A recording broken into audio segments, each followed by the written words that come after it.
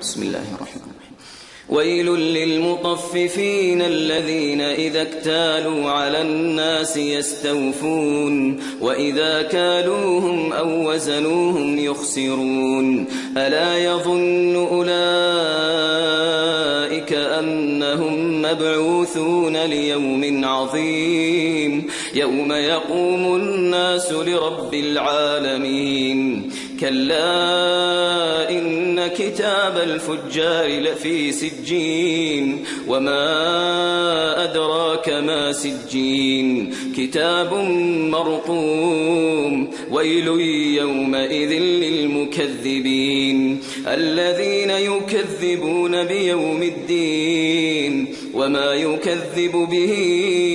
إلا كل معتد أثيم إذا تتلى عليه آياتنا قال أساطير الأولين كلا بل ران على قلوبهم ما كانوا يكسبون كلا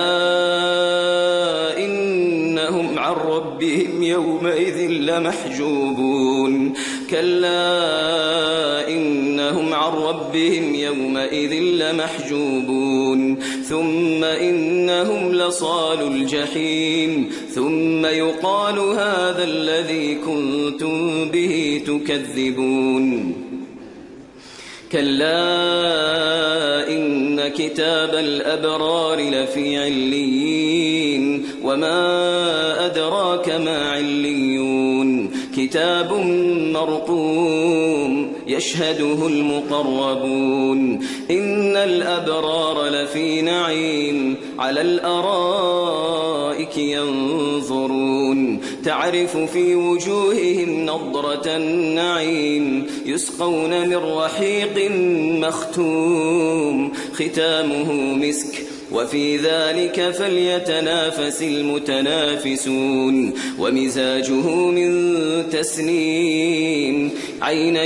يشرب بها المقربون إن الذين أجرموا كانوا من الذين آمنوا يضحكون وإذا مروا بهم يتغامزون وإذا انقلبوا إلى أهلهم انقلبوا فكهين وإذا رأوهم قالوا إن هؤلاء لضالون وما أرسلوا عليهم حافظين فاليوم الذين آمنوا من الكفار يضحكون على الأرائك